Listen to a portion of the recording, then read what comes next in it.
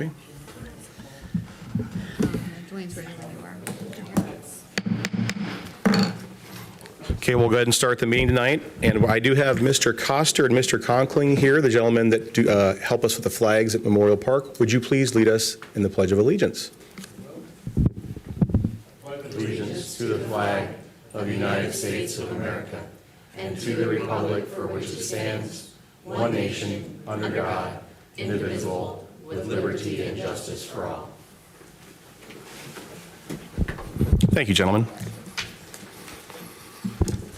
Okay, welcome to the regular City Commission meeting tonight, Monday, June 23rd, 2025. Thank you all for coming. Thanks for being here in attendance, and then all those also watching on YouTube. Welcome. So the first thing we'll do is we'll go ahead and roll call. Benson. Here. Birch. Here. Brunick. Here. Sarda. Here. Conkling. Here. Hanoff. Here. Mosier. Here. Spencer. Mayor Villanueva. Here. City Manager Leon. Here. City Attorney Denherter. Here. Okay, thank you. Before you have the minutes of the regular meeting of June 9th, 2025, and the budget work session of June 16th, 2025. Commission, what's your pleasure? Motion to approve the minutes from both meetings. Second. Okay, I have a motion and a second. Any commission discussion? Okay, seeing the lights come on, all in favor say aye. Aye. All opposed, nay. Okay, motion passes. Number 3 under routine business. Before you is a schedule of bills. Commission, what's your pleasure? Move to pay the bills. Second. Okay, we have a motion and a second. Any commission discussion on this? Anyone from the public? Okay, seeing no movement. Roll call, please. Brunick. Aye. Sarda. Aye. Conkling. Aye. Hanoff. Aye. Mosier. Aye. Benson. Aye. Birch. Aye. Mayor Villanueva. Aye. Okay, bills will be paid. And now we have the city manager's report. Thank you, Honorable Mayor, members of the commission, public. A few things here this evening. You all, Commissioner, had received an envelope. In it is a invitation from the, looks like South Dakota pork producers for a swine and dine. Thursday, July 24th, 6 p.m. I think there's a social at 5:30, 101 Douglas at Quirk's Bistro. I say that for the public record in case more than 4 of you intend to attend that event. That would be then a quorum event. There wouldn't be any public business conducted or discussed. Also want to update you on a few things that we've been talking about. First of all, the fountain on 4th and Broadway is working. So thank you to Chris Bornitz and his team for getting that up and going. You received a draft of the strategic plan in your SharePoint. We know there needs some edits to be made, and staff is working on some comments, but I wanted to give that to you all as well, commissioners, so that you can comment to make sure we captured the discussion of the day that we had together back in April. If you can get your comments to me by July 3rd, we will be bringing it forward for consideration at a public meeting sometime in July. I'm thinking the second meeting in July. We talked a little bit about work sessions, and I need to pull up my telephone here just to make sure I have this right. So when I had sent you out the query, I had forgotten about that the third Monday every other month is Parks Board, so we can't have 2 meetings going on at once. So January, March, May, July, September, November are Parks Board meetings. So what I intend to do is on the off months of the Parks Board, February, April, June, August, October, December, have our work session topics be on that third Monday. And we'll notice those and we'll set those just like we typically do. And then for shorter items, updates, informational pieces that aren't going to take a lengthy discussion, we will have them part of your regular agendas. So we'll talk about that. But so, for example, August 11th, we're planning to have a wastewater plant update as part of your regular agenda. You see under consent, we have August 18th scheduled for the budget presentation. You'll have the draft of the budget by then, but the budget presentation, that's probably going to be a longer discussion. Sometimes that will work out. Sometimes we may just have to ask for a special work session. One of the items that will take probably more discussion on your part and some discussion on behalf of the community is when we talk about which date, whether June or November will be the date that you change your local municipal election to. So I'm thinking August 25th, that's our regular agenda meeting, planning for having that discussion. While you wouldn't be voting on it because we have to change an ordinance in order to do that, have that discussion. But we are meeting now at 6 as opposed to 7. So it is like we're getting an extra hour of meeting time if you want to use it. So that's kind of what I'm thinking. And that's in keeping with the feedback that I got from folks on that. For those of you commissioners that have Monday night boards or committees, that doesn't give you with much time off. Mondays are kind of committed, but I hated to take a different day because Mondays are already oftentimes dates that commissioners in the past have said they kind of reserve for city commission work. So, of course, the mayor can call a special meeting or 2 commissioners can call a work session meeting as well if we need to. So we can keep that in the back of our minds. Moving on, I wanted to mention, if you didn't see or hear about, we did have some heaving at 5th and Green due to the heat. I think that was probably experience of a lot of communities. That's being addressed. Also, wanted to follow up with you based on your discussion at our last meeting regarding Paradigm. We did reach out to Paradigm and we heard back from Dr. Kenfield verbally. He would like me to share that Paradigm is continuing to maintain their privacy and they are not engaging in the conversation at this time. So that's what was relayed to me from him. So I wanted to pass it along to you and let you and the public know as requested. Also, as part of our conversation that evening, we did, as a staff, put together a memo associated with the TID for the Mead development. That is in your SharePoint if folks are interested in taking a look at that memo. One other thing that I wanted to bring up, let me make sure here. I do have some other business I'd like to take a little time, Mayor, when you get to that point of your agenda. And then I'd also like to note that I think this is Dave Mingo's last city commission meeting as Community and Economic Development Director. So we will be celebrating his career and him and wishing Terry and him good fishing, good hunting, and every Monday night free now for the rest of your, unless you want to come back. I mean, you're welcome to, but 31 years with the city of Yankton, and certainly an individual who's been a leader in our community. There's visible things in our community.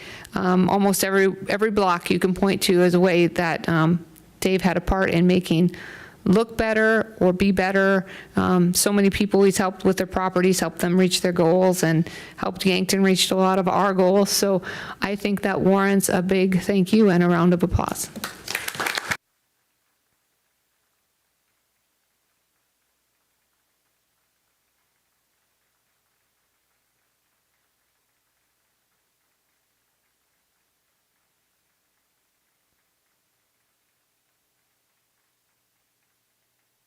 So I normally won't put you on the spot, but would you like to say anything, Mr. Mingo? He's kind of shy. I know, yeah. Yes, technically I could still be terminated, so I should probably come up with something. No, I've just appreciated being a part of Yankton now for 36 years. I was 5 years at District 3 before working for the city, 31 years with the city. It's nice to work in a team setting, and that's how I felt it's been the whole time. And everybody, it seems like on the team, whether it's commissioners, staff, or the community, you know, we somebody gets a good idea and you just see it evolve and come to fruition. And those are the things that really make me the most proud. Even something I tell a lot of folks, my most proud times are usually just one-on-one meetings with property owners, trying to help them figure out how to get done what they want accomplished on their property.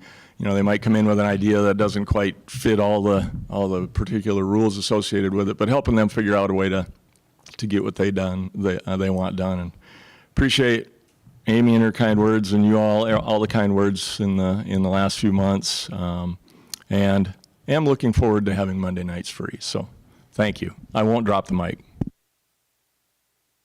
I want to say before we open questions up for Amy, Dave, thank you for all the work that you've done. Your vision has definitely left a mark on Yankton and for the better. And I just want to say from the bottom of my heart, thank you for being part of our team, and you're always welcome back. We have a wonderful gentleman stepping up into your shoes. I know we're going to have some more excellent vision, but again, from the bottom of my heart and the commission, thank you. Appreciate it. So before we move on, any questions for the city manager? I had a couple of things.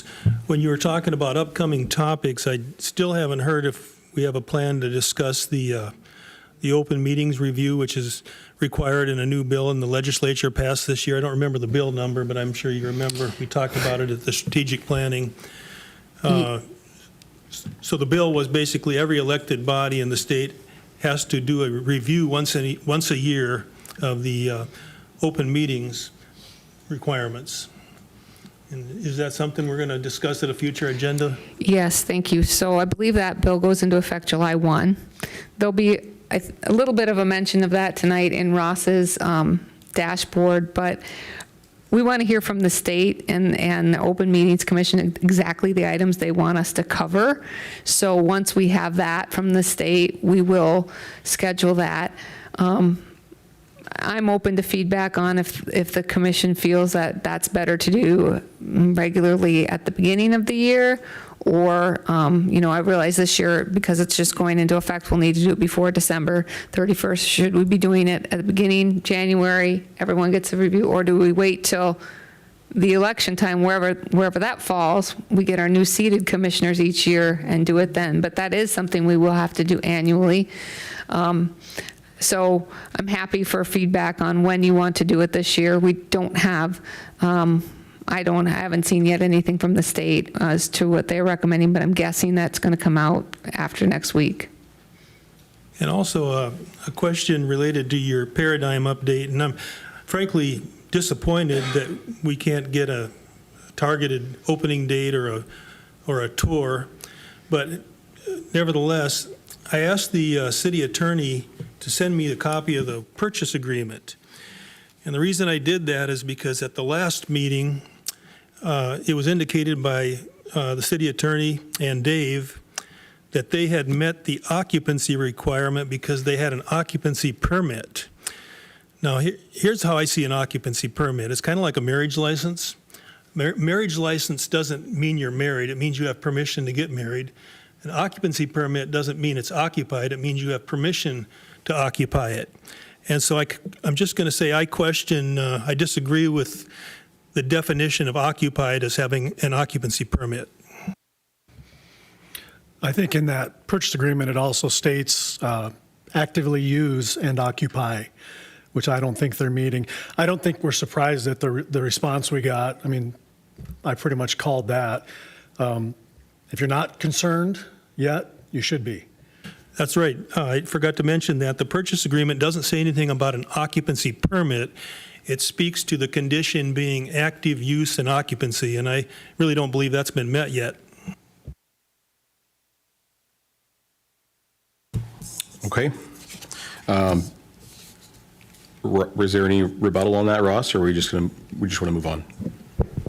Respectfully disagree, and I think we should move on. Okay. Okay. So next, number 5 under routine business, we have public appearances. So again, just a reminder, this is a time for a public appearance that you can address the City Commission about anything that is not listed on the agenda. So if you'd like to move up to the mic, please do so. You do have 3 minutes to speak, and we just ask that you don't, there's no personal attacks on the mayor, members of the City Commission, city staff, or any other individual. So would anyone like to come to the mic and speak? Okay. I'm seeing no movement, so we will move on to consent items. So item number 1 are consent items, transient merchant license application. Consideration of memorandum number 25-124 regarding an application from Martha Huber, doing business as Rustic Designs and More, for a license to sell metal lawn and garden decor in the parking lot at 2320 Broadway Ave, unclaimed freight parking lot, from August 1st, 2025 to August 31st, 2025. Item number 2 would be the budget meeting, setting the date of Monday, August 18th, 2025 at 6 p.m. in room number 114 of the Career Manufacturing Technical Education Academy to review the 2026 City of Yankton budget. What is the pleasure of the commission? So moved. Second. Okay, I have a motion and a second. All in favor, say aye. Aye. All opposed, nay. Anyone abstaining? Okay. The consent item are passed. So number 3, old business. The first item under old business would be the public hearing and second reading for sale of alcoholic beverages. Consideration of memorandum number 25-118, recommending the city approve the request for special events alcoholic beverage license application for a special on-sale liquor license for 2 days, September 5th and 6th of 2025, from Gayville Community Fire Department, Inc., doing business as Gayville Fire and Rescue, 404 Meckling Street, Gayville, South Dakota, for an event at the NFAA, 800 Archery Lane, Yankton, South Dakota. Commissioner, what's your pleasure? Move to approve. Second. Okay, we have a motion and a second on the floor. Any commission discussion? Any public discussion? Okay, roll call. Sarda. Aye. Conkling. Aye. Hanoff. Aye. Mosier. Aye. Benson. Aye. Birch. Aye. Brunick. Aye. Mayor Villanueva. Aye, motion passes. Okay, item number 2 under old business is the public hearing and second reading for comprehensive plan ordinance number 1097. Consideration of memorandum number 25-119, the second reading and public hearing for ordinance number 1097, Ideas Flow Here, Yankton 2045, a comprehensive plan for Yankton, South Dakota. Dave, did you want to speak on that? Just tee it up a little bit while Wonderful. Our consultant, Amy Hazy from RDG, works her way over to the podium. Really appreciate the amount of public input we've had in this comprehensive planning process. In 2003, when we went through it, we had a significant amount of public input also.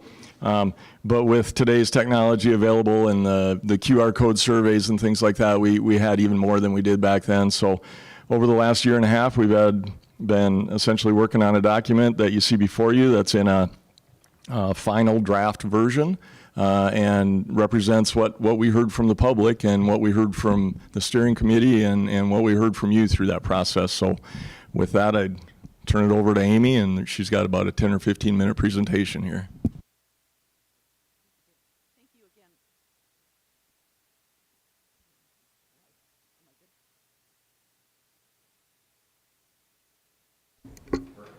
There we go. Better? Okay. I had a feeling you probably needed me to be live. So first, I'd just like to say thank you to all of you, Mayor, Commissioners, for having us here tonight and for bringing us on for this entire process. It was a pleasure for myself to be back here and working in Yankton again. I had the pleasure of working on the previous comprehensive plan, and I'll just maybe pile on to Dave's accolades tonight. As a young planner 20 years ago, it was a pleasure to work with Dave, and it was great to be back here again during this process. So first of all, but just big thank you. So our process, I always say at the beginning, we're kind of doing two things at the same time. We're hearing as much community input, talking with as many people as we can, and at the same time doing some of the data analysis. Our community engagement, as Dave mentioned, wasn't just at the beginning. It did spread out over the whole time. We had a great advisory committee that we met with on a regular basis, a series of listening sessions, kind of small group conversations. We did, as you can see, I think the picture here, community roundtable. We had a project website, interactive maps, some surveying. We did a design workshop. And then just regular kind of updates that we were able to provide, and did one, I think, right around the end of last year here in this room for folks who wanted to join us, and then the final open house where we had actually a really good, nice turnout. Sometimes we don't always have, because by that point people are like, oh, well, I gave my input. I don't need to come back. But we had a really nice turnout that night. Based on that input and also a little bit on the community engagement we had, we identified kind of 9 overarching kind of guiding principles or visions is what we often refer to these. These built a little bit on, we looked at your current plan and what needed to be kind of fine-tuned from that based on the input we got. So based on that, we identified that we want to continue. This is kind of a continuation of one of those previous goals, was making sure we're developing in ways that we're using our systems in the most efficient manner possible, that we're encouraging infill development and reinvesting in our existing neighborhoods, that we're making sure we're protecting our environmentally sensitive areas and preserving our agricultural habitat and habitat resources, that we're creating a city that's really accessible to all residents, making sure the outdoors and nature are accessible to all residents too. That was definitely something we probably heard a little bit more even in this process than we did in the last time. Creating quality, affordable housing for every stage of life, making sure that we're investing in our community services and focusing on the next generation, and then making sure that we're making investments that reinforce Yankton's character and sense of place, and then finally that we're making decisions in an open and collaborative manner. So I always view these as kind of, these are the overarching things, right, that we can go back to as we're implementing these plans, and as things come before you, going back and say, okay, is this helping us move these visions forward? Okay, go ahead. As I mentioned, at the same time, we were doing that kind of data analysis piece, and I could spend the entire meeting just talking about data and geeking out, so I won't go there, but we did look at the numbers and crunch the numbers. Go ahead, thanks. And that included the land use and where we're at today on our kind of current land uses that we're using. So we take that kind of population, demographic, economic analysis along with land use to begin to look at where do we see ourselves going into the future. And that helps us understand what we think the projected population is going to be and how that correlates then to our future land use needs that we have. With regards to land use, this is a little bit different approach. I shouldn't say a little bit. It's a good different approach to what was in your previous plan. And one of the things over the last few years, and we heard it in this process too, is that more and more residents and communities are looking for ways that you integrate our uses and make places and neighborhoods where we can kind of live, work, and play, and not creating quite as much kind of siloed land uses as we did 20, 30, 40 years ago. So with these, we kind of break these down into what are the predominant use within each one of these categories. So we have predominantly residential areas. So this is low, medium, and high urban, but in all of those areas, there's usually some flexibility to have other uses that match it in intensity. So in a low, you might have a home business that somebody is running out of that, to a high where you can have more of a mixed use with commercial. Then we have our predominantly commercial uses. Again, kind of having a range here from our local commercial, which is a little less intense, to our regional commercial, which is going to be more intense. It's going to have more traffic generation and so forth to it, to our downtown. On the industrial business park side, I think probably in your previous plan or your existing plan, you had kind of industrial uses. And what we've been hearing from folks is that's maybe not the right terminology that we want to use all the time anymore, because when people hear industrial, they think kind of big smokestacks kind of uses. And really what we talk about and see here more in communities is more things that might be pretty intense, but they're usually pretty well hidden behind a fence or within a building. And so it really comes down to more kind of job center areas. And these they still will have heavier traffic uses and so forth sometimes, but it's a terminology that kind of works better for a lot of communities. And then finally, what we call our kind of ag open community. So this is our parks and civic spaces, but also what we identify as the reserve area. So the reserve area basically says, we don't see this area developing during the life of this plan, but we want to be really careful about what happens in this area because we want to protect it for future generations and what might be beyond the life of this plan. Then we have the remaining kind of what we call plan elements. So these are often the framework that help us implement the overall plan. We're going to start with transportation. I'm not going to read through every one of these policies and strategies. We'll just kind of hit up on the goals. But with regards to, can you go back one? Thanks. With regards, or is he trying to give me a hint that I'm supposed to go faster? Take the hint, Amy. Okay, on the transportation side, we want to make sure that we're coordinating our transportation and land use and making the critical connections as we continue to grow as a community. We need to create and maintain safe and well-connected multimodal networks. We need to make sure we're planning and budgeting for transportation improvements to the existing system, so we maintain the system we have even as we deal with any growth areas, and then embrace new transportation modes for the future. This is probably one of the most challenging parts that we have right now when we're talking about transportation and a comprehensive plan is where is transportation kind of going in the big picture. But I will say a lot of that maybe ties back to number 2. When we heard a lot, people love the trail system and how can we continue to move around the community in different ways. On the housing side, this is an important topic for a lot of residents. And so how do we continue to encourage a variety of housing types and sizes? This goes back to, like, how do we make sure we've got housing for every stage of life? You need something different in your early 20s as you maybe need in your 40s and so forth. So how do we make sure we have that for every stage of life? Reinforcing and maintaining and updating our residential neighborhoods and that stock. That ties closely to number 3, which, your best source of affordable housing is your existing housing stock. So maintaining that existing housing as being a key goal. And then finally, supporting attainable housing options for new residents and our local employees that want to live here in Yankton. On the recreation side, we're maintaining and enhancing our recreational facilities to keep up with local and regional needs. And that's something I think that's really interesting. That's something that what we demand sometimes out of our recreation options changes and evolves over time. I think, 20 years ago, it was a lot of like, how do we get more soccer fields? Now it's how do we get more, pickleball or disc golf or whatever it might be for that community. It's usually pickleball. So that's not unusual. So those making sure that we're kind of staying up to date on what our residents are demanding in our recreation and park system. Expanding it as neighborhoods grow. One of the things that we heard is right now we're pretty good on the amount of parkland that we have. It's really servicing our community well. But as we grow into kind of new areas, making sure that we're kind of keeping an eye on what do we need to make sure all residents have access to parks into the future.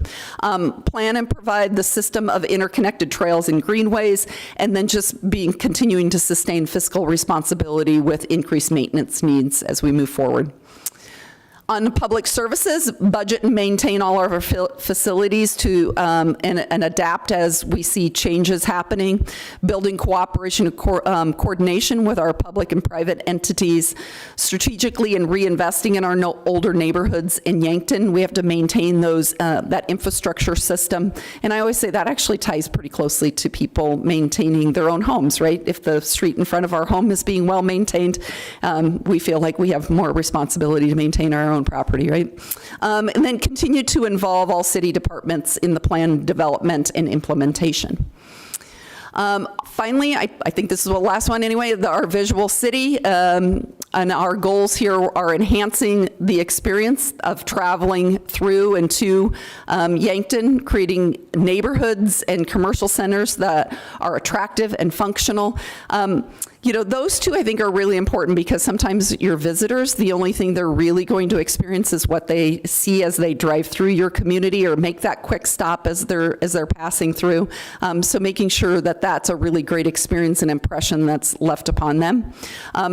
Bringing people together through physical and social connections. So how are we maintaining and creating spaces where people can gather and have connection to their fellow residents? And then finally, sharing reliable expectations and values and making sure that we're maintaining that across the board. Okay, so that's kind of my high-level fire hose overview of a 100 and some page document. So happy to answer any questions that you have. Any questions from the commission? Okay. All right, well, thank you. I do want to say thank you to all the city staff for helping us prepare this document. Amy, thank you to you and your staff for helping us prepare this document. I said it before, it's extremely important to have a vision and to know where you're headed. And I also, you commented, thank you to our public for being involved in their government. For us to have a clear vision of where the city needs to go, we need that public input, and so that's extremely important. So thank you all for being here, and thank you again on YouTube. Okay, so now that we've read that, what's the pleasure of the commission? So moved. Second. Okay, I have a motion and a second. Any commission discussion? Okay, any public discussion? Okay, we have somebody come up to the mic, please, and state your name. My name is Jameson Rounds, and I want to thank you all for the opportunity to be here. I live near 15th Street, and I'd like to address that one single item in the comprehensive plan. I'm a former city planner. I was a mayor in a small town, and I taught planning and zoning at the University of South Dakota for a number of years. And I also have a book called Traffic that I'd love to get you all because it would help explain why putting 15th in the plan is actually a really bad idea and kind of a holdout of the 70s and 80s planning that now has proven itself really disastrous in communities. First off, I would like to say that I or my neighbors were at all those public meetings, not the hand-invited ones, but at the public meetings where we could come, and I had a lot of time speaking with your colleague, going through the stuff, and we spent probably an hour going through finding some way to make that safe. Spent about an hour trying, and it was short of a roundabout, there was no way to make that 15th Street safe. And we tried everything, and the best way in the end was have the jog over to 14th. Now, my biggest concern is safety. Second off, of course, are those 4 plans up there. I think those are wonderful, the 4 goals that you have. But during those meetings, my neighbors or myself were at all 3 of those public meetings. Not one person and I stayed there for the entire time, and we had somebody stay there for the entire time, not one person that we found was in favor at that time of 15th Street. I'm not aware of anyone that actually publicly, other than those related to the city or possibly Thrive, which is also kind of related to the city, of being in favor of that street. Now, there was a survey that came out, and the question I have on that survey would be, number one, was an ROI ever listed on that survey, a return on investment? The cost of building it, maintaining it annually in perpetuity, and the safety factors. That information wasn't on that survey. I used to be in politics. We call those push polls. And I would ask you to disregard that survey because it said 65%, but I think when folks realize the actual cost that comes to the community long term, the safety risk, a kid is going to get killed. I'm going to say this right now. A kid will get killed driving down 15th Street or Summit Street in ice if there is a controlled intersection there. So short of a roundabout, even then they'll probably, because the ice and the slope don't allow that to happen, and it's all high school kids coming down. It'll also conflict with your first 3 items. It destroys the trail system, and it ruins a park. So I think that's some things to consider as you're doing it on that one item. Again, I'd like to say, has anybody ever provided a return on investment? If not, why not? Whenever we put a street in, we should say why. Having a mere grid, it is a grid if we go to 14th Street. That's wonderful. It's a perfect grid, actually, because it allows a jog. We know now that jogs on streets are safer and healthier and better. And they save you a lot of money, frankly. You don't have to put a new street in and maintain it forever. I would just say that I loved working with the folks on the comprehensive plan you're there. I thought your guys were great. I thought the vision for making Yankton more beautiful and making Yankton more attractive and having the parks were wonderful. And I think to do that, what we now have to do is say, hey, this old plan and this concept of trying to put what we call an urban raceway, which are proven to be deadly. Again, if you read the book Traffic, Why We Drive the Way We Do, it'll show you that is, if you extend 15th Street, what you're creating is a very dangerous roadway, not only for driving straight on it, but of course if it's going to cross Summit. And that'll just take away a beautiful part of our community. It'll add a lot of expense, and it will probably, again, you're going to kill a kid. Frankly, you're going to kill a kid. And when it happens, you'll remember it. But you also cost the city a lot of money, and there's no real reason for it. I think you can disregard that survey because it didn't have all the information. I think you should look at the people who showed up and those online surveys. The comments, I think, were like 20-1 against on the little bubbles that showed up. But I'd say you have a wonderful plan. I think it's really great. I think there's one small error that if you fix that error, you'll have a beautiful plan. I think you can make the amendment right now, move as amended, say remove 15th, make it a park, have it taken care of in one vote. That's all. And thank you for doing what you guys do, because I know you love this city, and this is a beautiful community. I'd like to make it more beautiful. Any questions? Any questions for Mr. Rounds? Okay, thank you. Appreciate your input. Okay, we've had public discussion. Anyone else want to come to the mic? Seeing no movement. Okay, roll call, please. Can I ask a question first? Oh, yes, sorry. So if we vote aye on this, does that lock 15th Street in? Okay. No? Okay. It does not? Okay, so no, it does not. I think it just means that it's in the comprehensive plan. So, I just wanted to clarify that. Thanks. Oh, yes. My name is Jameson Rounds again. I will say this, as a former mayor, once it's in the city plan, it is almost impossible to get it out. So although technically, legally, no, practically speaking, yes. That would be my opinion. Okay, so Ross, I'll ask your opinion. So again, if it is in there, then is there any flexibility, or are we saying that that is set in stone? All right, so the comprehensive plan guides construction for the next 25 years, is that right, Dave? But the project is still assessed on a, case-by-case basis. You guys still vote on whether to pursue a project at a given time. Dave probably has better city planner wisdom to impart, but on a case-by-case or project-by-project basis, you're not hamstrung. But I understand Mr. Round's point. Yeah, the comprehensive plan is an overarching umbrella that provides guidance, and Mr. Rounds is correct. That corridor has been in the city's plans for over 50 years, and that's why we hired an independent survey firm to confirm what a majority of the community was thinking after we heard, loud and clear what the immediate neighborhood thoughts were. None of the safety design issues are considered as a part of putting a line on a comprehensive plan. So those issues would all need to be considered and discussed in depth at the time of a project, if there is a project in the future. And they would, any construction project that would occur, if it were to occur sometime in the future, would meet manual on uniform traffic control devices criteria.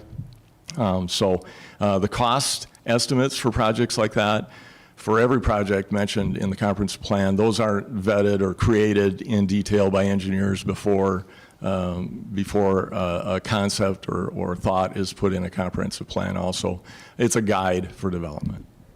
Here's my concern.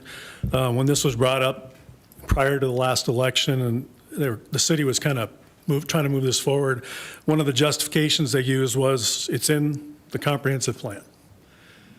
And so even though you're saying it's not set in stone, if you come back and then say, well, it's in the comprehensive plan, so that's my concern. And I appreciate that concern, but I think we've had a legal weigh-in, and Mr. Mingo, I feel pretty confident now that we've discussed that publicly, that just saying it's in the comprehensive plan won't be, it'll obviously be discussed. Can I ask just a question? Someone may know this, but even if it's not in the comprehensive plan, if it's developer-driven, or something comes up in 5 years, it could happen, right? So Well, sure, whether it's in or sure, out of the plan. right. Yeah, Whether it's in absolutely. or out of the plan, I think, I like it that it's in there, but it's just future thinking, but still something needs to drive it. But even if it wasn't in the plan, could it happen? Sure. Yeah, that's a good point. Dave. Yep. Point taken. I think my take on it within the comprehensive plan is just exactly that. We don't take the comprehensive plan and get a big stone and start etching everything in it that can't be changed. I do think it's a good conversation to continue to have. To me, if it's in the comprehensive plan, it's something that commissions into the future can continue to have that plan as development changes in our city as well. So I totally get where Mr. Rounds is coming from. But to me, in my head, there's been plenty of stuff in past comprehensive plans that maybe we didn't get done, or, we're talking about things 20 years from now. I don't know how any of us can accurately say what does the next 20 years in our community look like, that this doesn't ebb and flow, no pun intended, along with kind of all the ideas that are flowing through this comprehensive plan as well. We might all be driving hovercrafts. That's true. In 20 years. You never know. I don't know. Yeah, but so. I don't mean to make light of it. I'm Yeah, just no, saying, no, to me, this is a guiding plan for continued discussions on where we want to see our community going, because we do need to have a comprehensive plan to go somewhere to do those discussions. Otherwise, we sit and spin. So That's to me, right. that's just keeping this at the forefront, that it's been asked of the community that this is a thoroughfare that we want to look at, but it's not locked in stone as to exactly what that has to look like yet. But that's my take. Okay. Jamie? I don't want to take more time, and I do appreciate what you're saying, but I'd like to add a point of order request to our attorney. Does this have to be disclosed on a property disclosure document when you sell, and will it affect the property values on a piece of property when it's in the comprehensive plan when we try to sell? I don't know the answer to that, Jamie. I'm sorry. That's a very good question. I think that's a question that probably ought to be looked at by the property owners in that stretch of 14th Street there, because they would potentially be having double frontage lots there. From a practical standpoint, though, I think, as Commissioner Sarda indicated, most of these projects are developer-driven projects, and I just really have a hard time seeing a developer wanting to develop that roadway with the school district to the south. I just don't see that organically happening, honestly, from a practical standpoint. And they could put it in later even if it was out, correct? Sure. So you could take it out and put it in later. Correct, yeah. Thank you. But I do like his request that at some point, when this is going to be discussed, we have some numbers, Okay. what it's going to cost. Well, and I would assume that when we do discuss this, we're going to have those numbers and have that discussion. But I mean, plenty of time ahead of time for the public, because I think you're going to have to use adverse, take some land from some Sure. people, 3 or 4 lots to the west of Jamie to actually get the road through. So Okay. just a kind of heads up Yep. for the future. Okay. Okay, anyone else? Okay, roll call, please. Conkling, Yes. Hanoff, Yes. Mosier, Yes. Benson, Aye. Birch, Aye. Brunick, Aye. Sarda, Aye. Mayor Villanueva. Aye. Motion passes.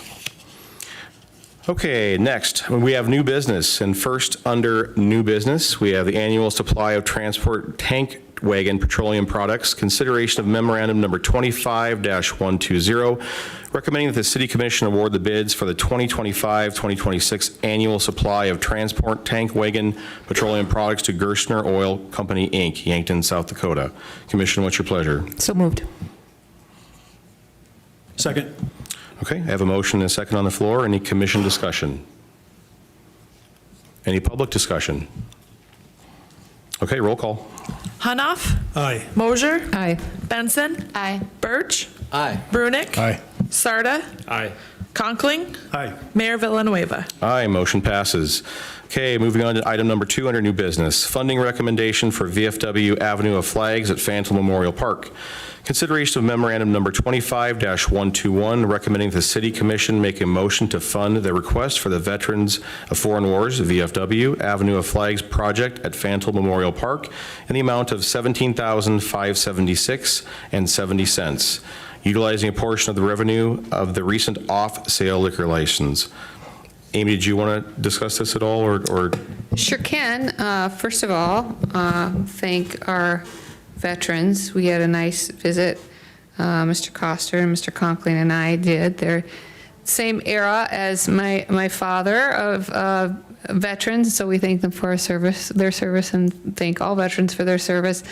And we had a nice conversation in our office. So as you're aware, we all deeply respect our veterans, and no more fitting than this weekend when we all got reminded of the things that their country asks of them to do, and they do it to keep our freedoms protected. And no one also that has been to Yankton during Memorial Day has not noticed the beautiful Avenue of Flags, and they're looking to continue that project, not only make some repairs to flags and replacements, but also to expand that project, and you have their plans there. Really to continue on with the legacy that we have of honoring the women and men who serve our country and our community. So initially, we talked about the bed, board, and booze fund, which this would be eligible for. I did have a commissioner talk to me about that would be eligible for that. This is not a planned expenditure, so this is why it's before you this evening.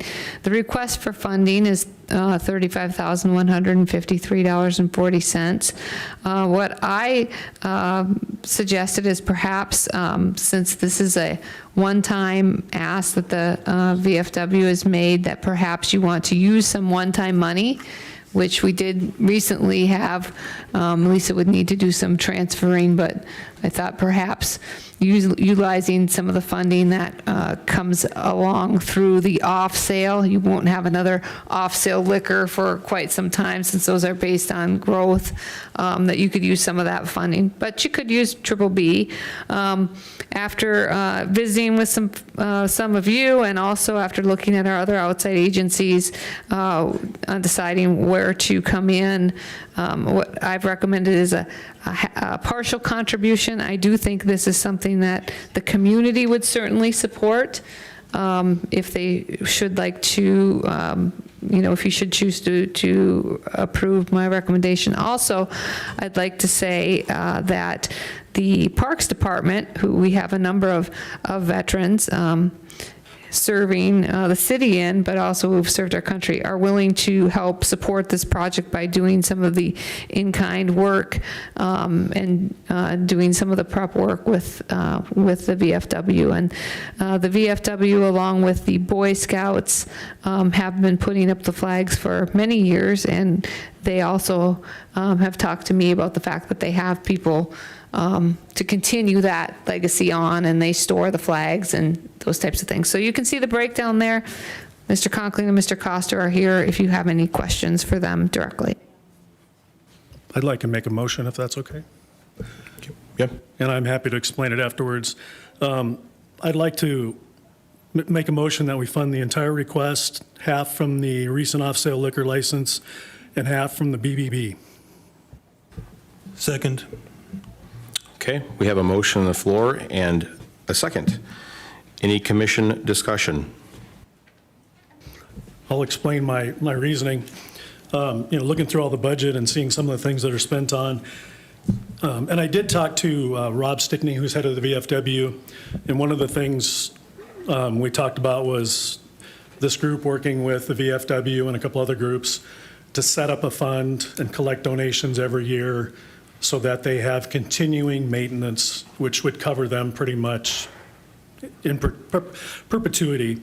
But looking at the things, what they do, what 4 times a year the flags go up, it's all volunteer. It's all volunteer that fixes and repairs and does maintenance, hundreds and hundreds of hours. I think compared to some of the other things we donate to or support, this is, in my opinion, very important. So that's why I made the motion. Okay. Okay. Mayor, if I could Yes. say a couple things too. First of all, I'm with Amy, so when I share a few thoughts here, please know I have a veteran very close to my heart. My dad is a Navy veteran and is actually living in a veteran's home in Minnesota, so I have a lot of respect for veterans. And I appreciate what Commissioner Conkling has said too. I just get extremely nervous when we look at a one-time funding like this and the amount that it is. As you all know, our BBB is not looking the best right now. We are all with our fingers crossed, hoping that more money comes in, but we did take a major hit on that. And, you know, with kind of everything else we have planned, believe me when I say that I think this is a good project, but I get a little nervous on putting that much money at one time towards a project, not understanding what all still may come up yet this year. And just wanted to say too, I think this is a very good cause to work in a community. I think a lot of times too, some projects like this are great private-public projects that allow us to extend that money. I just get extremely nervous putting all of that money towards one project that was not in the strategic plan and in the budgeting process, as we've asked other entities to do. Again, not that it's not a good project, because like I said, spend a lot of time at a veterans home in Minnesota, which is why I think this would be a great public-private partnership, great seed money. I think the community would step up definitely when they see the city investing as much as they do to help offset the rest of the cost. Those are just my thoughts. Okay. I would just add 2 things. First of all, time-wise, if they have to go through a fundraising, they're never going to meet their deadline. Their deadline is to try to have this going next spring. And if they have to spend months fundraising, they'll never make it. And looking at the budget, and I'll just give you one example. I know I'm going to ruffle some feathers. You're going to give $460,000 to a business. I think if you can do that, you can afford $35,000 to an entity like this. If I can, I'm totally for it. I just don't understand where the funding's coming from. The 50%, I get the 25,000 for the sale, and then how's the half and half coming? That's where I'm confused. The other half would be from the the other half would be from the BBB fund. half being what amount? Well, so 17,576.70 is half of their request. Oh, okay. So that same amount would come out of the BBB fund. And just to clarify, Commissioners, you can carve that any way you want. If you're wanting to fund the entire amount, you wouldn't have to do 50 you could do it entirely from the BBB, you take all the 25. It's just purely a recommendation. Well, Yeah, and I like that. And I might amend my motion to say use the entire revenue and then take the remainder out of the BBB, whatever that number is. BBB or general fund? Yeah, Yeah, so exactly. you wanna I'll amend my motion that way then. Okay. So you've amended your motion. What is your motion? We will use the full amount from that recent sale of 25,000, is that what it is? 30,000 towards their request, and the remaining 5,000, whatever it is, I don't have the number in front of me, would come from the BBB. So that way we're not taxing the BBB fund, but we're still funding the request. $5,153.40. Thank you. Okay, so there was a second on that original motion, so I want to make sure that you are okay with the second then on this amended motion. Commissioner Hanoff? I would still second the amended motion. Okay. And just so we're clear what we're voting on, so again, we're going to take all of the money from the sale of the off-sale beverage alcohol license, so that $30,000, and the remainder of the money, the balance then to close out, then to pay for the entire cost of the flags and repair then will come from the triple B. Is that? Well, Dave mentioned the general fund, which would be better positioning for the city? Well, if you were taking it from the general fund, we would want some direction as to where from the general fund. BBB? I would recommend BBB Okay, because let's I stick do with feel it falls into a promotional Yeah. type of project. Also, it's a good way to step into something we're doing for the 250th anniversary of our independence next 4th of July. I know this will be a spring project, but be a good thing to add to the types of things the community are doing and we're investing in for that event. So yes, the BBB would be the remaining. Oh, okay. Commissioner Mosier? Yeah, if I could just get clarification on this too. It says the request for funding is $35,153.40, and then it says the VFW, I might tighten my teeth back over here, currently has approximately 1,000 put towards this project. So is it then 34,153.40 they need for this? I know we're splitting hairs here, but it is mentioned that there is other money going towards this project, or is it with the donation from the VFW, they still need 35,000? I think the VFW said they could, but if you know the VFW's position, they don't have a lot of extra money anyway after what happened a few years back. So I would rather them take that money and put it into a fund and start building for maintenance moving forward. I would like to make the comment that if that money has been donated towards this, that it should be going towards that. It should not be then going to something else. If that's the way it was donated. I think that's important for people that donate to a cause like this, that their monies are used for what they donated the funding for. I agree, but did they actually donate the money or just say that if you need it, we can have it? Just take clarification. The VFW. There's just been money raised. You have to go to the mic. Go to the mic, please. There has been money raised for the, and I haven't gotten the answer back on how much there is for sure. I know there's at least 1,000, and there might be a little more than that. So I can shed some light on that. So $500, if it's truly $1,000, that is all you have for this project so far. $500 of that came personally from my family, and the other $500 came from the Chopper Johnson Foundation that was donated. Both of those donations were made for this project. And I do have $200 that has been given to me for flags that I've sold so far. Okay. So I'm asking you then, so if it's 1,200, then we would subtract the 1,200 then from the total amount, since those were the donations. Are you okay with that then? And we'd be happy with that. Thanks for clarifying that, Ben. Any other questions for me, or? I've got a quick question. Commissioner Conklin, you were mentioning a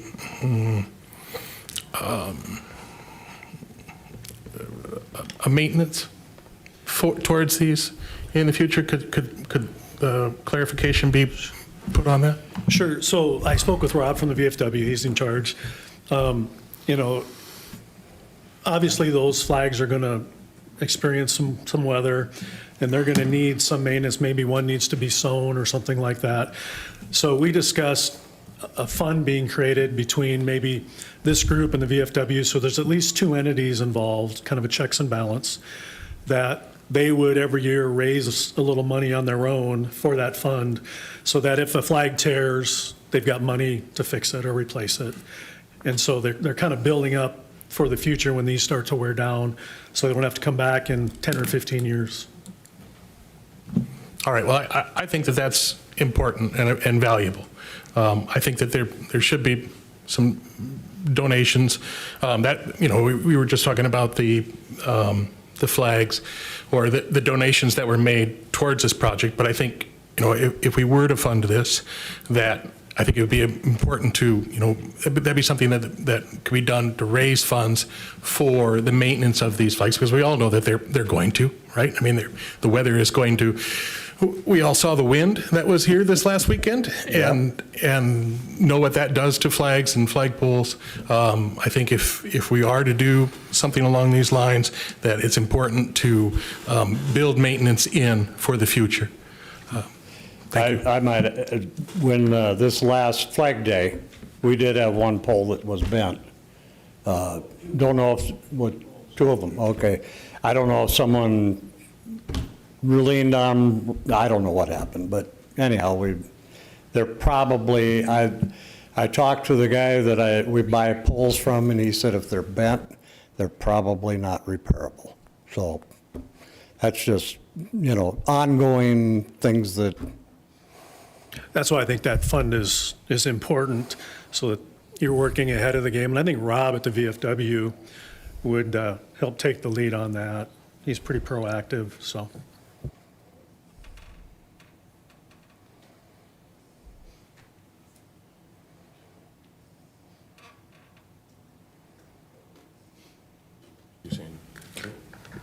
So we can do the math, Mayor, if you would like. I did not include that 1,000, and now I'm hearing 1,200. I didn't include that in the calculation of my recommendation, only because in doing projects, I always know, once you get into them, maybe something is different than you think. So, but again, I didn't recommend the full funding. So, but I thought that it might be valuable, and I don't want to commit somebody else's dollars, but we can certainly run the math quickly if that's what the commission would like to do. Well, Mayor Villanueva, you donated $500. What would be, you've got something, what would your preference be? Well, I'm okay with actually, and I can't speak for the Chopper Johnson Foundation, but I can't speak for the other 200 that you have, but I'm sure that I'm okay with it going to like ongoing maintenance, like that's fine. I think the Chopper Foundation would probably, as long as it's going to end up going towards the flags. I think, I can't speak for them, so I don't know, but for me, as long as it goes to the flags and maintenance, that's fine, yeah. Okay, so then what are you requesting then? Because just like I did before, the 30,000 goes towards it from the sale, and then the remainder comes from the BBB, and then they can create a fund with the donations they have and start that maintenance pool. Okay, so that's a motion then? Yep, just like my previous one. Okay, so then I'm going to ask now that's what we have. So you've amended your motion, so with the second, are you okay with that final motion? I second the amendment. Okay, so I'm going to read it back, okay? So right now we have the motion that I'm hearing on the floor that's been first and seconded and amended, and the second's okay with, is that the $30,000 from the off-sale alcohol beverage is going to go to the flags and maintenance and the project. And then there's going to be the extra that is not funded will come from the BBB. And then whatever, again, I can't allocate, I can speak for my money, so I'm okay with this. And the remainder of what is there, and they'll have to check on the other stuff, will go towards some type of flag maintenance ongoing fund on their end. Correct. Okay. Okay, any questions on that amended motion? I do have one for Amy again. Amy, we're talking about using the entire one-time funds here that we got off the sale of that license. Just asking if you could clarify, obviously in your recommendation, you said to take half. Did you have other needs for that other portion of that money that you discussed internally that was needed for something else? I don't know if that had been discussed by you, department heads or whomever, when we got the 30,000, where you thought maybe that would go, and that's part of your recommendation. So if you could clarify that for me, that would be helpful. That was not planned revenue, because when we talked about budgeting for 2025, we knew we were going to have this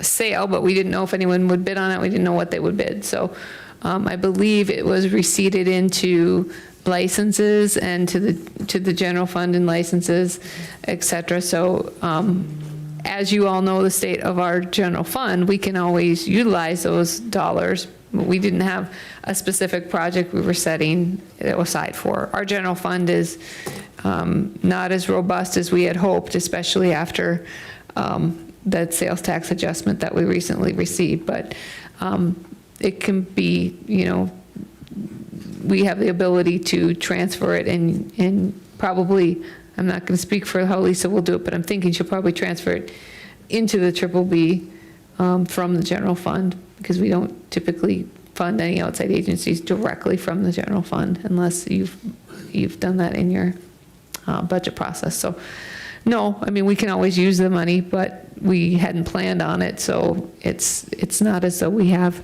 now a $30,000 gap or project or something that we can't manage to do. And as you said before too, Commissioner Mosier, I too have veterans in my family. Both my grandfathers, my wife, my father-in-law all served in World War II, and many others. And so, but you do raise a good point. So when we spend money that we didn't have, there's other things now that we could have done that we cannot do. And so that is a valid point. Thank you for bringing that up. Okay, so is everybody clear on the motion? Well, yeah. Okay. I didn't want to interrupt you. Just a point of clarification. I don't think it matters to the action being taken here. Just a point of clarification. Amy mentioned this, but when we make motions to spend money, we declare which fund we're taking it out of. Just so everybody's perfectly clear, we're using an amount equivalent to what we made from the sale, but there isn't a separate alcohol license fund. It is coming from the general fund.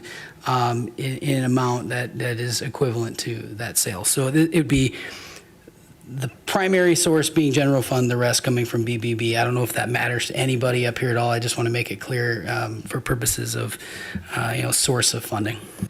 Okay, good point. Okay, any other commission discussion? Okay, seeing none. Anyone from the public want to discuss this before we vote? Okay, seeing no movement. Roll call. Mosier, Aye. Benson, Aye. Birch, Aye. Brunick, Aye. Sarda, Aye. Conkling, Aye. Hunoff, Aye. Mayor Villanueva. I will abstain. I'm in the VFW auxiliary. Okay, motion passes.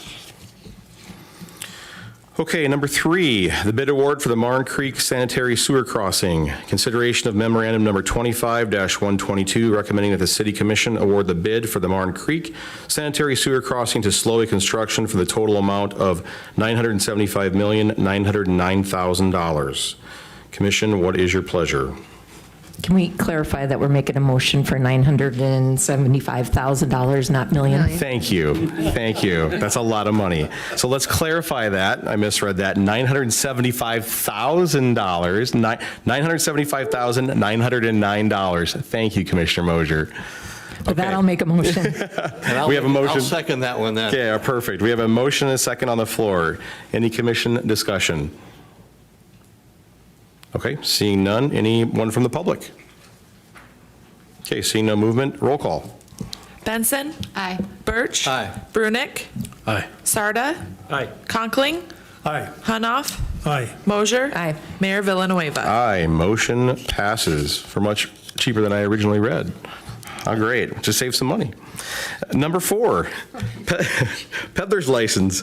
Consideration of memorandum number 25-123, recommending the City Commission approve a peddler's license to Fox Pest Control, 3510 West 41st Street, Sioux Falls, South Dakota, 57110, for the period of June 24th through the 30th, 2025. Commission, what's your pleasure? So moved.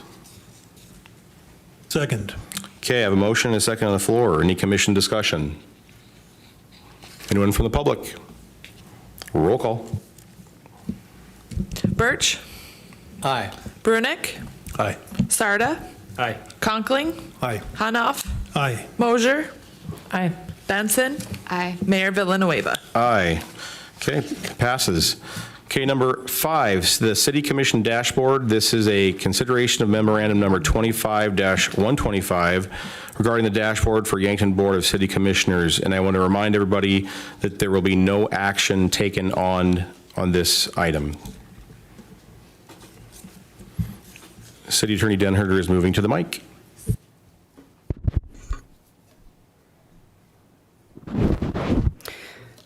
Thank you, Mayor, Commissioners.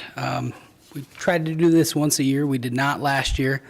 We had one new commissioner last year who was already on the commission when Dave joined us last year. So apologize for not running through this last year. But this is an update on the commissioner form of government with the city manager and kind of the brief do's and don'ts of being a commissioner. And it's just kind of a good primer for all of you as you do your business for the following year. So first thing on the dashboard is communication with constituents. Your constituents put you in those chairs, and you owe it to them to communicate about city business. So we encourage you to communicate with the community. However, there are some matters that the law does not permit you to personally investigate or directly communicate with constituents, and that relates to quasi-judicial matters. So those are issues in which you guys sit in judgment of the rights of others. You apply law like a judge would in a courtroom, and that's part of the due process requirements. You need to be a neutral decision maker. So the information you consider is presented in what we call the laboratory environment of the hearing, and for that reason, you cannot talk to your constituents beforehand about those matters. So those are the low-hanging fruit would be conditional use permits, variance applications, petitions to vacate rights of way, license applications, the whole gamut of licenses that come before you, resolutions of necessity on special assessments, awards of a bid to a particular contractor or vendor, or tax abatements, write-offs on assessments and things of that nature. Public records, just because the public holds records does not make them public records. We start with a general assumption or presumption by law that the records of the public are open to public inspection. However, there is a litany of exceptions to that general rule provided by statute, and most of it is fairly logical, but to the extent that you have access to some of this information in the course of being a city commissioner, oftentimes in closed session or direct communications with staff, please do not share things like employee records, medical records, attorney-client privileged information or attorney-client work product, police records, any sort of law enforcement investigatory records, 911 tapes and things of that nature are not necessarily public record, but you guys won't have those in your possession to share. Appraisals or negotiation records to purchase or sell property, civil defense plans, how we respond to terrorist attacks or things of that nature, private account information, water bill information, things of that nature, library records. The list goes on, and there's a lot identified here for you. Just be aware when people are asking for information, it's okay to reach out to me and just confirm if you have that information, whether it's okay to share it. In addition, do not reveal information that I communicate with you about in a confidential forum like executive session, or when you're calling me for legal advice. If there's things to communicate, let's talk about that before you do. And the things that we discuss in executive session should stay private. That protects the group as a whole. I like to remind all of you, when we are communicating in executive session, the city is entitled to the attorney-client privilege, but any one of you can blow that for the city. So keep those communications confidential. The public has a right to attend all official meetings of this body. This is the little primer about open meetings. So anytime you guys are gathered in a quorum and you discuss city business, that is a public meeting. So that needs to take place here. So as you guys live in a relatively small community and you run into each other about town, and we try to do our best as staff to provide notice to the media if we've been invited. And when I say we, I mean you, the 9 of you, if you get invited to maybe a Thrive event or ceremonial activities, parties, things of that nature, it's okay to gather, but I would strongly discourage you from gathering in groups of more than 4, because 5 is a quorum, and we do try to let the public know, and we make it clear we don't discuss city business when that's occurring, but do try to help us by keeping your groups small. But please discuss with each other individually. I like to remind all of you, none of you does anything individually, but 5 of you hold all the power. So build consensus, talk with each other, that's okay. Just be careful that you don't do it in groups, because you're not supposed to have your meetings outside of the public eye. Any questions about public meetings? We're going to have a whole nother discussion of that in a couple months, but if there's anything more to talk about that, I'm happy to answer questions.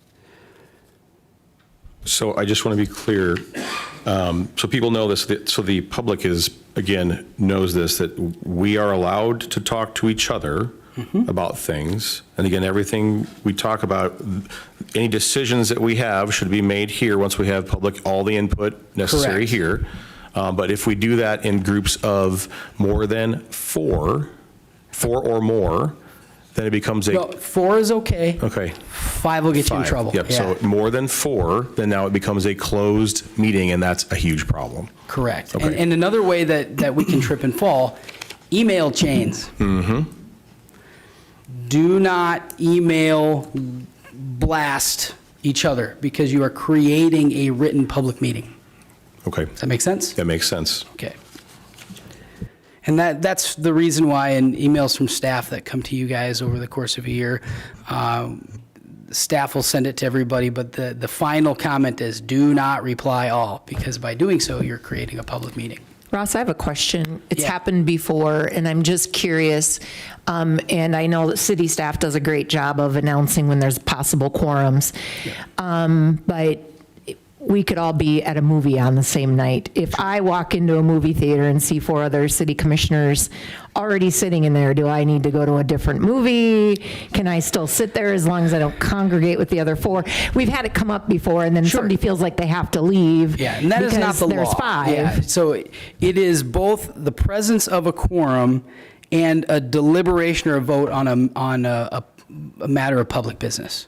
So as long as we're not sitting together in a group of 5. Or if you're together, keep conversation to the weather. But I'll tell you, it looks bad, right? So try to avoid situations where you guys are all together. We've got a great track record for as long as I've been city attorney with keeping the faith of the public and the support of the media, because we try very hard to be conscientious of the open meeting requirements. And you guys all do a great job. Just help me help you, and help you help yourselves by not breaking those rules. All right, so closed sessions are limited, and I don't think we abuse those as a city commission. We try to do those sparingly. There is not a closed session on the agenda this evening, but it requires a closure motion, and we do not take any action in an executive session. We publish on the agenda the basis by which we can go into executive session.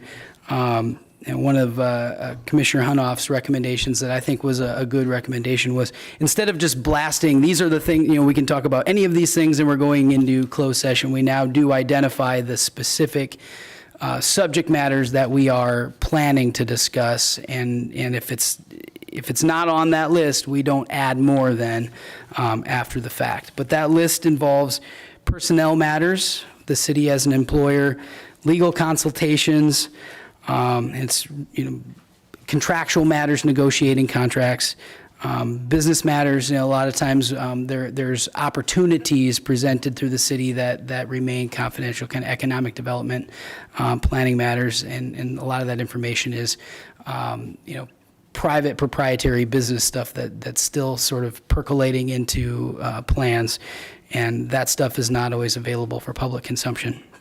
And then plans involving protection of people in times of emergency. How do we respond if there is, an active shooter in this building, for instance? So that type of information can stay private, and it's that privacy is protected. But again, we don't vote in executive session. No business is taken in executive session. It's informational. It's discussion only. Executive session participation and attendance. The public is not permitted in executive session. By statute, the city manager in our form of government has a right to attend all executive sessions. And the city attorney and the finance officer may attend executive sessions at the discretion of the board. So at any time you guys want to send me home, that's maybe a half hour I'll get back in my life that I didn't have before. But we plan that we will attend because often there is input that is within our purview. But you control that. The only person that gets to be there without your consent is the city manager, with the exception that she does not attend the meeting when you guys are discussing her employment as your city manager. If there are other employees that are pertinent to a matter on the executive session agenda, those individuals can be brought into that session as well, and you've been part of those discussions. Mr. Mingo has had an opportunity to sit through far more than a few of those over the years, and I think he'll be glad to be out of those discussions too. When not to vote and conflicts of interest. As a general rule, as commissioners, you are elected to participate in deliberations and vote. That's your job being up there. However, there are a few situations where the law says you shall not vote. One is if we have lost a quorum.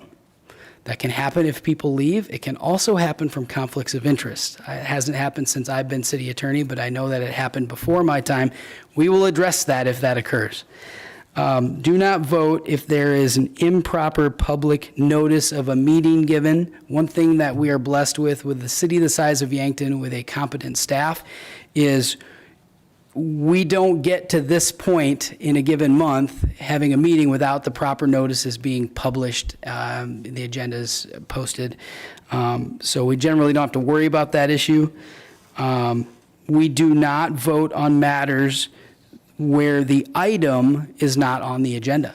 And that is why we typically do not have a voting upon the agenda or adding things to the agenda before these meetings, because the law requires us to pre-publish that agenda, and we have to follow that pretty strictly. Conflicts of interest are kind of, there's two layers. So when you guys are voting, by statute, the starting point is, do you have a pecuniary interest in the matter before you? Meaning, is it going to financially impact you or your household? That's the starting point across the board. By statute, the other clear point of conflict is when you all take a vote to determine that one of you has a conflict of interest. So that has the potential to create a circus of a meeting, but I've not seen that utilized because all of the commissioners in my tenure have had kind of a good ethical center, and they are very conscientious about whether there's a conflict, and you guys are great about reaching out to me and discussing it. If you have a question about whether you have a conflict, we work through it, and I'm proud of all of you for the way that you handle that. Now, quasi-judicial matters, we talked about that briefly at the beginning. When there is a matter of judgment over the rights of others, the conflict of interest rules become more stringent or strict. So you parse out the statutes and the case law, and there are new levels of conflict that you have to be mindful of in order to keep a constitutionally required neutral decision maker to comply with due process rules. So first of all, it's not just whether you have a pecuniary interest.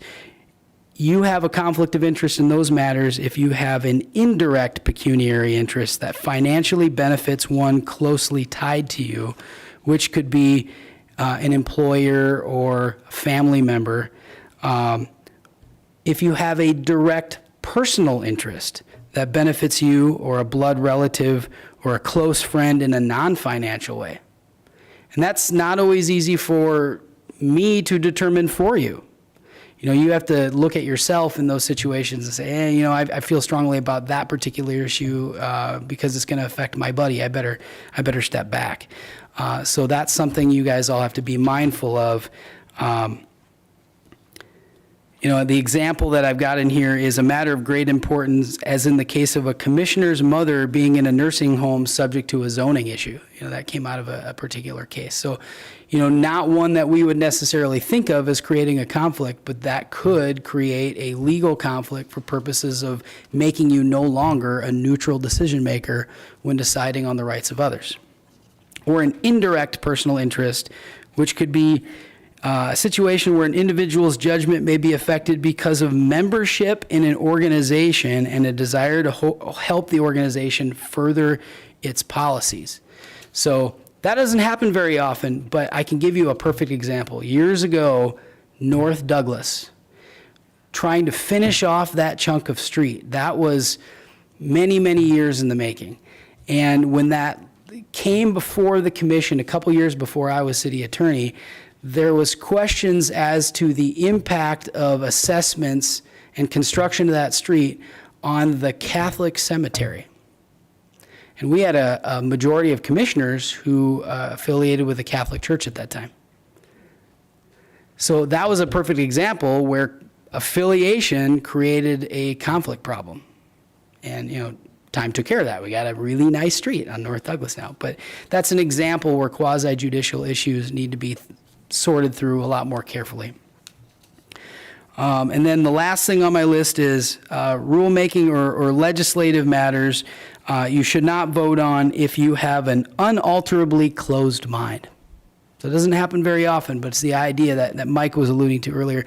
You guys should not pre-decide matters because the point of the discussion, I mean, you can come in with your opinions. You all have opinions and experience from which to draw those from. But the point is you debate in this room with each other to try to, you know, make the best argument and then vote on it. So that's how the wheels of democracy are supposed to work. So if you have inalterably made up your mind on an issue before you get here, that's actually something you really shouldn't vote on. All right, moving on. As a general rule, you may talk with your fellow commissioners about anything outside of this meeting. This is just another way to get back at the open meetings things. Don't discuss city business if you find that there is a quorum. Another issue you don't often think about, but swapping votes is actually against the rules. So don't say, I'll vote for this for you if you vote for that for me. Okay, that kind of horse trading is not permissible. And then again, do not indicate your vote is unchangeable. You can feel strongly, and oftentimes you may be interviewed by folks that could end up in the press. You can make your opinions known. Just do not declare how you shall vote. That could get you in trouble. Social media guidelines. Once upon a time, this used to be a very concerning issue because it was a new frontier, but we've had social media for so long now, we're all pretty entrenched. But I've laid out some practical guidelines for you guys to help you kind of think about the overlay of conflict of interest and open meetings rules and how that might work with online social media and posting.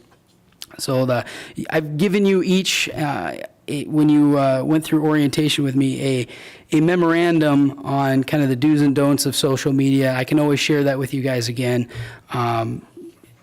It's a great work of prose, but the reality is it's practical stuff. I encourage you to refrain from posting on each other's social media pages just because, you know, you can accidentally create, you know, comment chains that can become violation of the open meetings rules. Do not post confidential information or share information from executive session. Utilize a disclaimer if you're speaking on matters of public interest, making it clear that this is my opinion on this thing, and I'm not the spokesperson for the city, because a lot of folks, when they see your comments, they never think of you as anybody without your commissioner crown, but off of this dais here, you are a citizen with opinions, but you can potentially get the city in some trouble just because of your agency as commissioners. Politely rebuff comments and lobbying efforts on matters of a quasi-judicial nature. Do not be surprised if you have not already seen it. People commenting to you directly on social media about zoning-related matters, for instance. So help kind of put those barriers up for those folks so they understand that you're not trying to be rude, you're just trying to protect the commission and its vote.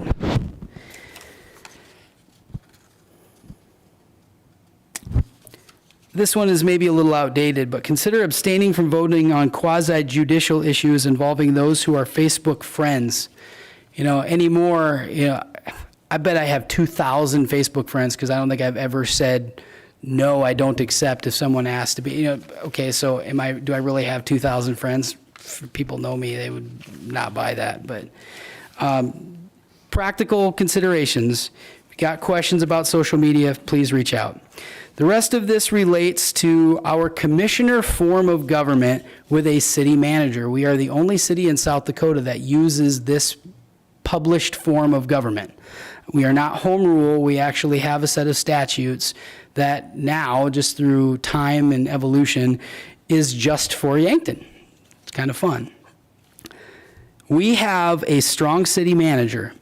She has certain duties which are hers alone, which is to enforce all city ordinances, supervise the administration of city affairs, prepare the agenda for the body in conjunction with the finance officer, make recommendations to the body concerning city affairs, to appraise the body of the city's finances, to submit an annual budget prior to August 1st of each year, to perform and enforce the terms of all contracts and franchises of which the city is a party, to sign all warrants for the payment of money. All contracts over $200 must be approved by the body. You guys do that every meeting with the approval of the warrants.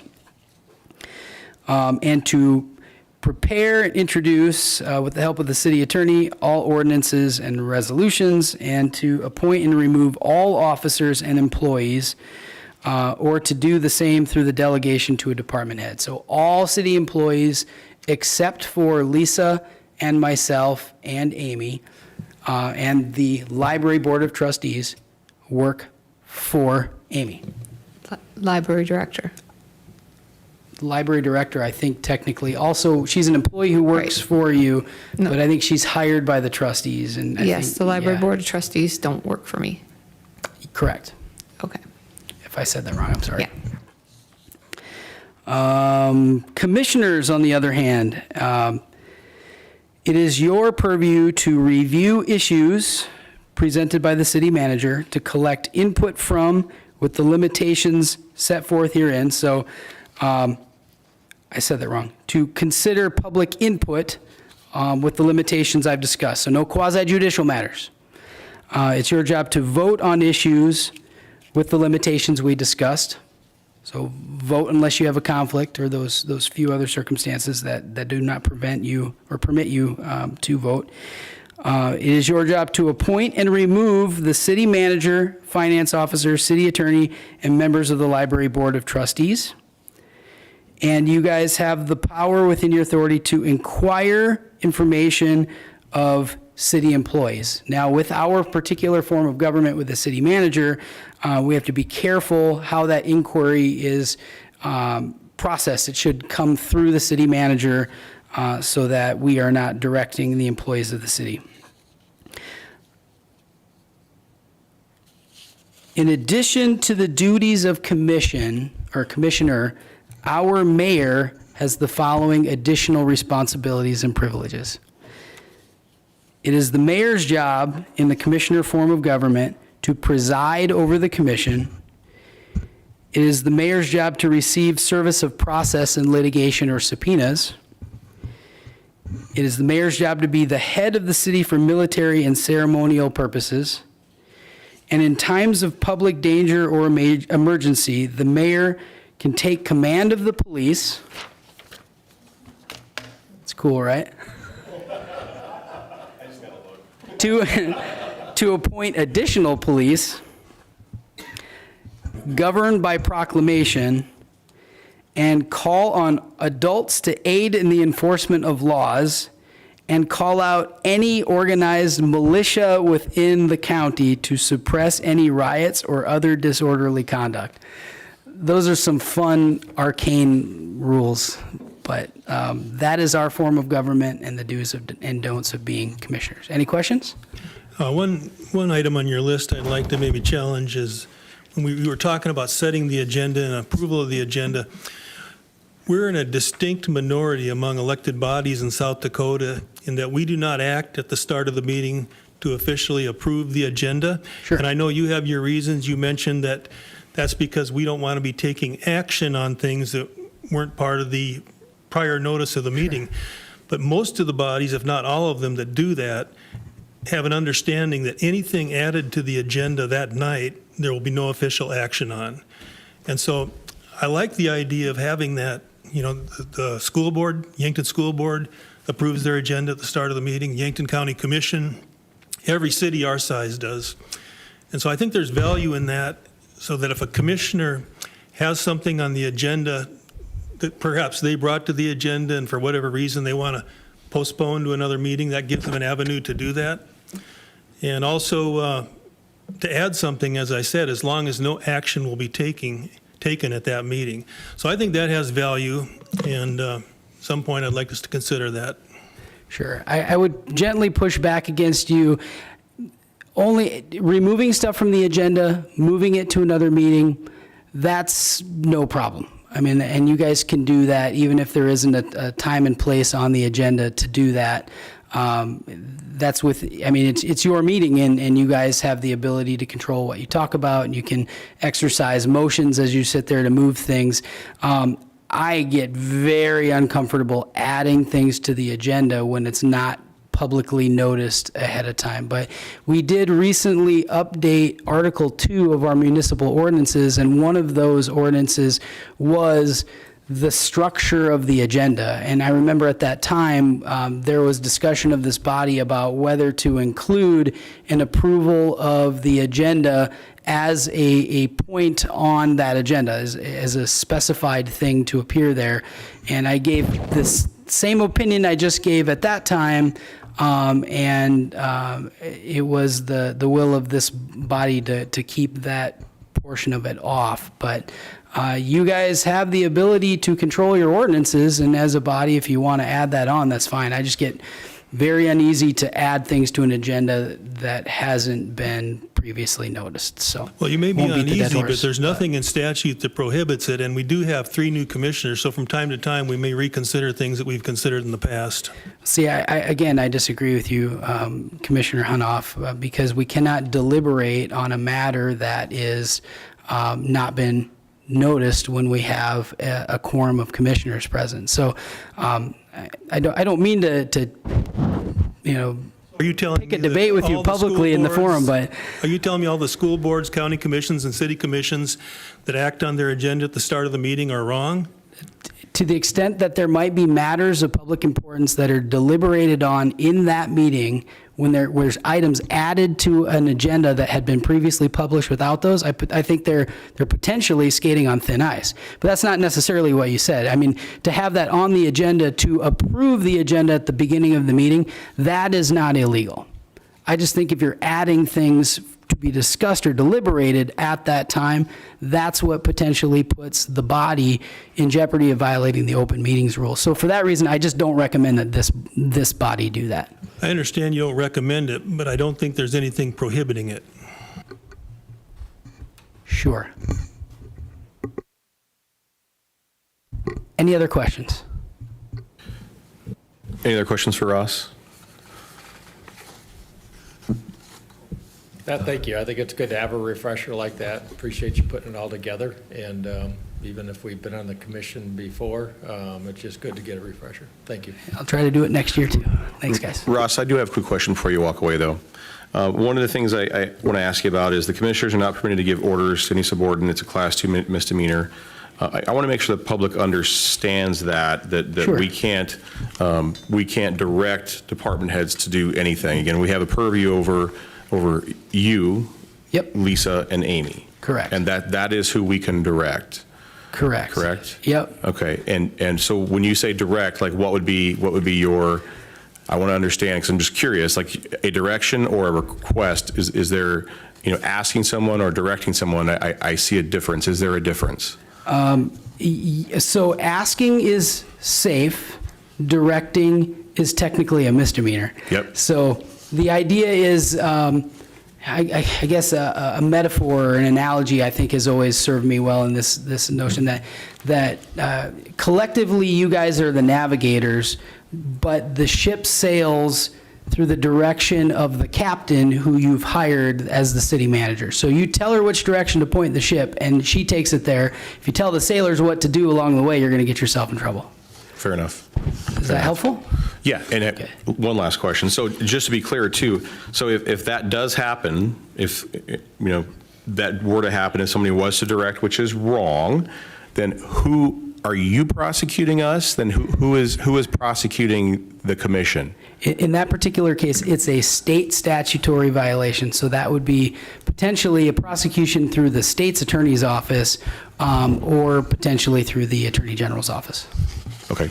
Yeah, and I don't think they're lining up, just waiting for you guys to step out of line, by the way. No, and I don't think so, and that is definitely not the picture I'm trying to paint. But I'm also just trying to make sure that we are asked things all the time as commissioners. We're technically working for the people that elected us, correct? Correct, yes. Right. And so as things come up, it's just I want people to be empathetic to the line that we have to walk as commissioners, right? We are trying to walk this fine line of either getting information or doing things, being a fantastic teammate and commissioner, but it's also like there are all these little rules that I don't think everyone's privy to because they haven't had to do it.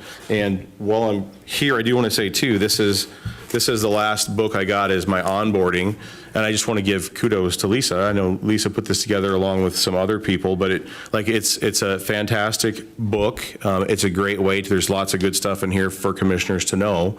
So I just want to say thank you because I think it's important to give a shout out when they're deserved, that it's well deserved.